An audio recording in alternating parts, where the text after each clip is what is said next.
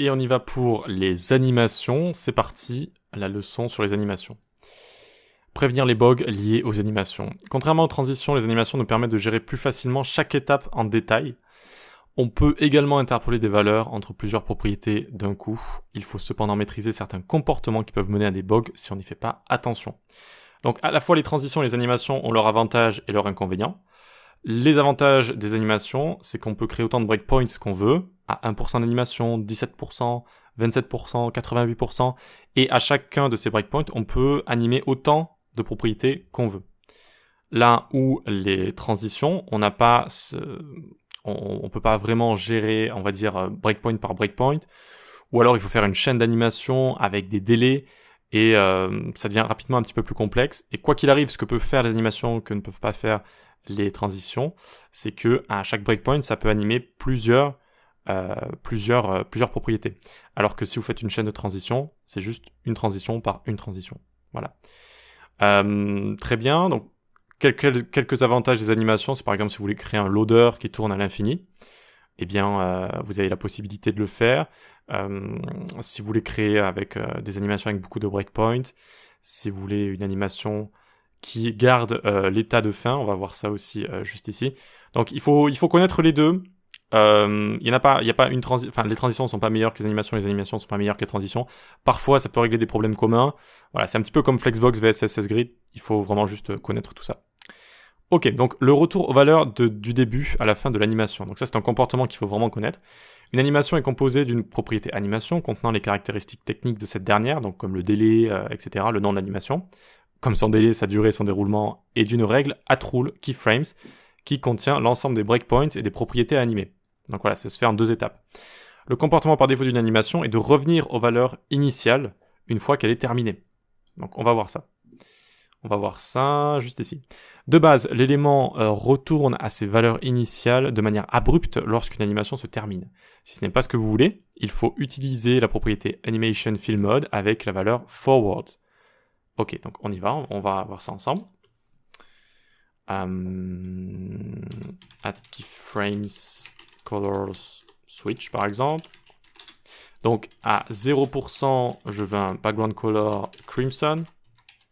Donc là, je suis dans on appelle ça une atRules en CSS, une atRules, donc une règle at, enfin je ne saurais pas le traduire en français. Keyframes, donc c'est la partie breakpoints ici. Chaque breakpoints sont là en fait, c'est les points d'arrêt. Et ensuite, on a toutes les propriétés qu'on peut animer juste ici. C'est ça une des différences majeures entre les transitions et les animations, c'est que là, je peux animer autant de choses que je veux. Donc à 25%, je vais être à BG Color Orange Red. Ok.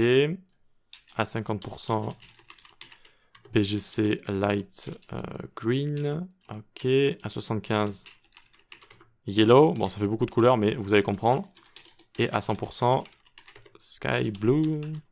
Parfait.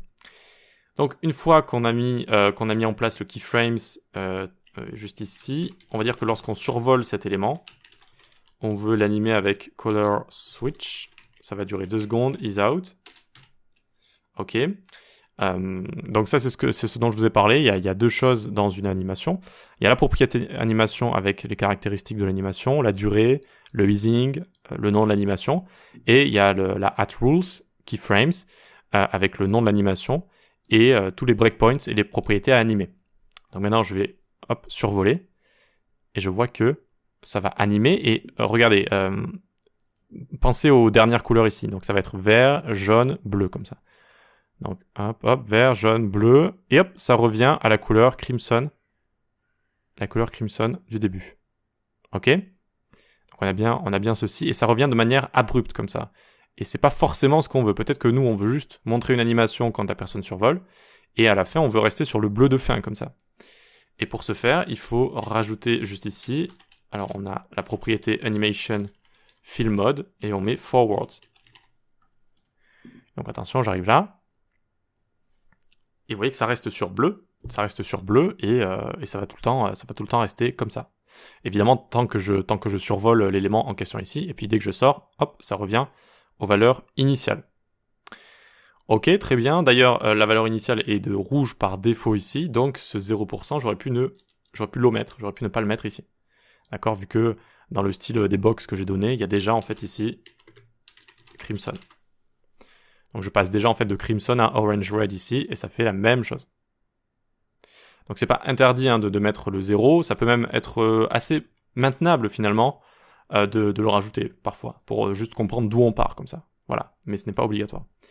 Ok, donc on a tout ça, et puis on peut mettre ce forward ici si on le souhaite, on n'est pas obligé de... On peut le mettre dans la shorten property, ça fonctionne de la même manière. Voilà. Ok, donc le retour, il faut le prendre en compte, de toute façon on s'en rend compte assez vite hein, quand on crée une animation, vu que c'est quelque chose qui a lieu tout le temps. Ensuite, state initial non défini. State initial. Comme pour les transitions, il faut initialiser certaines propriétés avec une certaine valeur si on veut les animer, donc notamment width auto et height auto. On va pas pouvoir les animer, donc c'est ce qu'on va voir tout de suite. La mise en place des keyframes peut également porter à confusion, passons tout cela en revue. Ok. Donc, on a ici un bloc jaune, on a du padding, très bien, et on va se créer une petite animation supplémentaire. On va l'appeler Initial Animation, juste pour rester dans le thème. Et là, je vais lui dire qu'à 100%, j'ai envie que ça prenne une width de 200 pixels. Et on va pouvoir se mettre ça là. Hop. Et donc, quand on va survoler cette box, alors je vais déclencher cette animation. Voyons voir si ça fonctionne. Ça ne fonctionne pas. Enfin, en 0,4 secondes, je passe de width auto à 200 pixels, c'est vrai. Mais c'est tout. C'est tout. C'est tout. Et donc j'ai mis forwards ici, hein. J'ai mis forwards ici. D'ailleurs, si on ne met pas forwards, à mon avis, ça va faire un truc très bizarre là. Attention. Ouais, c'est-à-dire ça fait tac, tac. À 100%, ça passe à 200, puis ça repasse là. Donc on met forward ici. Et alors c'est la même chose qu'avec les transitions. C'est ce fameux width auto qui pose problème. On peut pas donc appliquer de transition de width auto vers des pixels par exemple, mais aussi une animation, c'est pareil. Ça fonctionne de la même manière. Alors que si j'avais mis 0 ici, eh bien, ça fonctionne. Vous voyez ? Et là, on voit aussi l'une des grandes différences entre les animations et les transitions, c'est que avec les animations, on n'a pas la transition de retour. Notez qu'on n'a pas la transition de retour. Et voilà, c'est quelque chose à prendre en compte. Tout dépend de ce qu'on veut faire, hein, tout dépend. Ça ne veut pas dire que les animations, c'est mauvais. Ça a des avantages. Par exemple, une animation peut faire une animation de loader à l'infini, alors que une transition ne peut pas le faire. Mais une transition peut avoir un retour qui est moins abrupt que ça, qui va être adapté, qui va être transitionné aussi. Et ça peut être aussi plus joli. Donc tout dépend de ce qu'on veut faire, vraiment. Ok, donc on a vu pour width. Est-ce que je peux vous montrer autre chose ici ? Certaines prompts sont déjà définies et interpolables, c'est vrai. Pas besoin d'instancier transform, je vous en avais déjà parlé. Donc là, ici, avec transform none, si, donc on peut utiliser tout ce qu'on veut, on peut utiliser la nouvelle propriété translate, si vous voulez. Donc si vous mettez une valeur à la propriété translate, c'est compté comme translate x, ok ? Et donc là, on voit que ça fonctionne. Hop, ça fonctionne. Alors que je n'ai pas instancié de propriété transform. De base, c'est sur none, et pourtant ça fonctionne. Bon, c'est pas la plus belle animation entre nous, hein, mais vous avez compris. En plus, ça lag ici, avec le lag dont je vous avais parlé, vous savez. Comment on pourrait régler ce lag ici, on l'a vu précédemment ? Eh bien, j'aurais pu envoyer l'animation en survolant le parent, et non pas survolant l'enfant. Sinon, à chaque fois, ça bug à chaque fois que je bouge ma souris. Donc, voyons voir. C'est bien de faire ce genre de choses. Hop. On va mettre ici test, juste pour vous montrer. Si je survole le parent... text over, ah oui, text over, alors ça, c'est ma faute. Donc quand je survole le parent, alors l'enfant prend cette animation. Et voilà. Et ça fonctionne beaucoup mieux, même si je bouge ma souris, vous voyez à l'intérieur, on n'a plus ce bug là. Donc ça c'était juste une aparté pour vous rappeler ça. Hop. Ok, donc on a ça, et on a aussi, donc on n'a pas que des pourcentages, et d'ailleurs vous voyez qu'on peut omettre le 0%, si on part de toute façon des valeurs, des valeurs initiales de l'élément, on peut ne pas mettre 0%, d'accord ? 0% correspond au stade initial, donc finalement au stade des valeurs qu'on a juste là. Donc on peut l'omettre ça, on peut aussi le rajouter si on a vraiment envie de rendre le tout un peu plus maintenable, c'est pas forcément mauvais, hein. Si je mets ici seulement les propriétés que je vais animer, c'est pas forcément mauvais, ça dépend. Et on peut aussi utiliser from to. Donc from ça équivaut à 0% et to ça équivaut à 100%. Voilà. Et comme le 0%, le from on peut souvent l'omettre. Et par exemple, to opacity 0 et rotate 20 degrés. Attention. voyez, ça fait ça. Tac. Ok. Et donc, ça fonctionne aussi. Voilà, c'est le from to. C'est une alternative au pourcentage, au breakpoint en pourcentage. Ok pour ça, très bien. Donc, on peut le mettre en commentaire. On peut le mettre en commentaire. On peut passer à la suite. Ça fait un petit moment quand même que je parle. Ouais.